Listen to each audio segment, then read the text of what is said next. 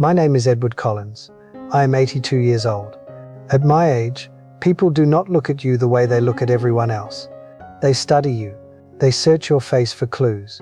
They listen to the way you stand up, the way you breathe, the way you speak. And sooner or later, they ask the same question. Edward, how are you still going strong? They always hope the answer will be simple. Eat this, avoid that, sleep early, walk every morning, stay disciplined, stay careful. They want life reduced to a list. Something small enough to carry home, something tidy enough to make them feel safe. And sometimes I let them have it. I tell them I eat plain food. I do not overeat. I drink water. I enjoy eggs in the morning. I drink my coffee black. I take a walk most days. I try not to sit too long in one place. And when I say those things, they nod, because those are the kinds of answers people like. They sound responsible. They sound healthy. They sound like control. But the older I get, the less interested I am in giving people comforting half-truths. Because I have lived long enough to know that life does not obey clean formulas. I have seen careful people die early. I have seen men with stronger bodies than mine vanish into the ground while I kept waking up. I have watched people deny themselves every pleasure, count every bite, fear every indulgence, and still lose their years before they were ready. So no, food was never the whole secret. Good habits matter, of course they matter, but they are not the deepest thing. The deepest thing is harder to explain, and harder still to live. The truth is this: a person needs a reason to rise. Not once, not when they are young and full of plans. Every day, again and again. When I was a younger man, I thought life was mostly about duty. Work hard, be dependable, pay the bills, come home, do what has to be done. That was my definition of being a good man. And to be fair, I did those things. I worked hard for many years. I came home tired more nights than I can count. I sat at my table, ate my food, rested my bones, and thought that was enough. My wife used to say something to me that stayed buried in my mind for years. She would look at me and say, "Edward, you're sitting here beside me, but you haven't really come home." At the time, I did not understand her. Now I do. Now I understand that a man can be physically present and still be missing from his own life. A man can sit in his own house and still live like a stranger in it. And if he does that long enough, something inside him begins to go dim. When I stopped working, the silence came for me. Not all at once, quietly, like fog moving in. At first I called it rest. I told myself I had earned it. I slept later, sat longer, looked out the window for no reason, listened to the clock, watched light move across the room. One day became the next, and then the next, until they all started wearing the same face. That kind of living is dangerous. People think danger always arrives loudly. It does not. Sometimes danger comes as emptiness. Sometimes it comes as a loss of urgency. Sometimes it comes when a man no longer has anything waiting for him in the morning. That is how fading begins. Not always with pain, not always with sickness. Sometimes with stillness, too much stillness. Sometimes a person does not collapse. Sometimes he just slowly stops leaning toward life. And that almost happened to me. One morning I walked outside and saw the garden had gone wild. Nothing dramatic, just weeds where there should have been care, leaves drooping, soil dry, life continuing without guidance. I stood there longer than I should have. Then I bent down and pulled one weed, then another, and before I knew it, I had been out there for 2 hours. My knees hurt, my back tightened, my hands were dark with dirt, but something in me had shifted. For the first time in months, maybe longer, I did not feel like a man waiting for the day to end. I felt useful, not important, not impressive, just useful. Useful to the morning, useful to that small corner of the earth. And if you live long enough, you learn not to underestimate that feeling. People talk about purpose as if it has to be grand, as if it must arrive wrapped in importance, as if it needs applause. It does not. Most real purpose is quiet. It does not announce itself. Sometimes it is watering a plant before the sun gets too high. Sometimes it is tightening a loose screw on the front gate. Sometimes it is folding your clothes properly instead of leaving them in a heap. Sometimes it is calling your child before pride or busyness steals another month. Sometimes it is simply getting out of the chair when the chair is trying to keep you. Small reasons matter, more than people know. In fact, most of a life is built from small reasons no one else sees. A man survives on little things.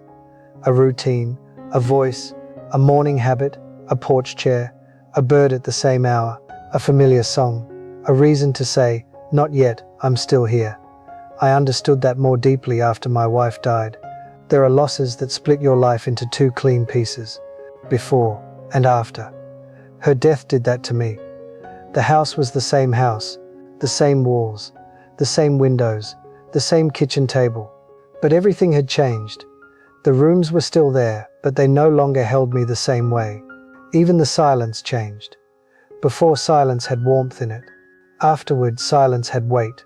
The first morning after she was gone, I woke up by habit and made 2 cups of coffee. I did not think about it. My hands remembered before my heart did. I placed both cups on the table. Then I looked at them.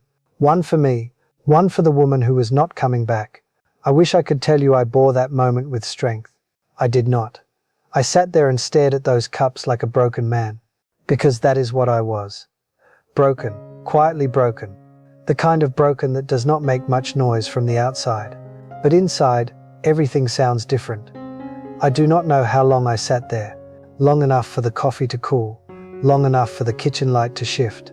Long enough to understand that grief does not ask permission before it moves in.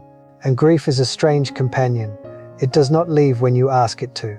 It sits with you, sleeps near you, follows you into ordinary moments. You think you are reaching for a spoon, and suddenly you are remembering a voice.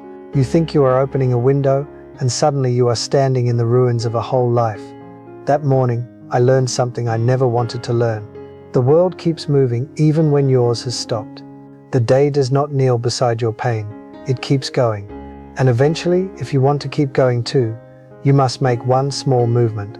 Not a big one, just one. So I drank my coffee, I walked outside, I touched the leaves, I pulled a few weeds, that was all. It was not bravery in the way people talk about bravery. It was quieter than that, sadder than that. It was simply refusal. Refusal to disappear with her. Refusal to let sorrow close the door on the rest of my days. That is something young people often do not understand. They think survival is dramatic. Sometimes it is not. Sometimes survival is humble. Sometimes it is making the bed. Sometimes it is washing the cup. Sometimes it is answering the phone when you want to let the world ring unanswered. Sometimes it is opening the curtains because darkness has started feeling too familiar. Sometimes you survive by doing the next small thing before despair has time to speak. And I learned something else too. Loneliness can hollow a body out. People speak of illness as if it only lives in blood, bone, or organs. But loneliness has a way of entering the body too. A person can be fed and still starve. A person can be sheltered and still feel exposed. A person can be alive and still feel themselves slipping away from the inside. That is why people matter. Not crowds, not constant noise. Just a few real people. Someone who knows the weight in your voice. Someone who can sit with you without rushing to fix you. Someone who remembers your old self when you have started forgetting him. My daughter began visiting me more often a few years ago. At first the visits were short, quick check-ins, an hour here, a little less there. But over time they grew longer. Now she sits with me on the porch. We talk about ordinary things. Work, bills, family, weather, memory, health, regret, the cost of groceries, the foolishness of youth, the speed of time. Sometimes we laugh. Sometimes we go quiet. Sometimes neither of us has anything wise to say. And still, those visits help. Every time she leaves, the house feels a little less abandoned. That matters. More than vitamins, more than schedules, more than any polished advice people pass around to feel prepared for old age. Love does not cancel pain, but it makes pain easier to carry. And because I am 82, I have no reason left to lie beautifully. So let me say something else as plainly as I can. Luck matters too. Yes, discipline matters. Yes, habits matter. Yes, attitude matters. But luck matters. Mercy matters. Timing matters. The body you were given matters. The family you came from matters. The accidents that missed you matter. The illnesses that passed your door matter. Some people do everything right and still leave too soon. Some people are kind, disciplined, careful, and still do not get old. That is one of the hardest truths a person can accept. Life is not always fair, and long life is not always earned. So no, I will not insult you with a perfect formula. I do not have one. What I have is this: I was given a decent body. I came from strong people. I had love in my life. I had work that gave me structure. I had grief that nearly took me under. And somehow, through stubbornness, grace, or simple mercy, I kept getting up. That is the truth. Nothing cleaner than that. So if you ask me now what helps a person live well, and maybe live long, I would say this: eat simply. Move your body. Do not turn every meal into fear. Keep your mind from going dark. Stay close to people who are real. And every morning, no matter how empty you feel, give yourself one honest reason to begin again. Not a grand reason, just a true one. A person to call, a plant to water, a drawer to organize, a promise to keep, a song to sit with, a patch of sunlight on the floor, a walk around the block. Anything real, anything small enough to hold in your hand, but strong enough to pull you into the day. Because the great mistake people make is thinking life is somewhere else. They treat the present like a hallway. They rush through mornings. They postpone joy. They postpone rest. They postpone tenderness. They postpone saying what they feel. They postpone living. And then one day, age puts its hand on their shoulder and says, "Look back." And when they do, they realize something devastating. The ordinary days were not obstacles. They were the life. All those plain mornings, all those small talks, all those cups of coffee, all those walks, all those moments they thought were forgettable. That was it. That was the whole thing. I am Edward Collins. I am 82 years old. This morning, I woke up early. I washed my face. I opened the window. I made my coffee slowly. I stepped outside and looked at the sky. I listened to the birds making too much noise for creatures so small. I stood there in the cool air and felt something I do not take for granted anymore. Gratitude. Not because life was easy. It was not. Not because I was spared pain. I was not. Not because I found all the answers. I did not. But because I was still here, still able to notice the morning, still able to feel the wind, still able to remember, still able to love what remains, instead of only mourning what is gone. To me, that is what a long life really is. Not just years stacked on top of each other, but years in which you stayed awake. Years in which you did not abandon yourself. Years in which you kept turning toward life, even after life had broken your heart. So yes, take care of your body, but do not forget your spirit. Do not forget your people. Do not forget the fragile, ordinary beauty of being here at all. Because the goal is not only to live a long time, the goal is to remain present inside your life while it is still being lived.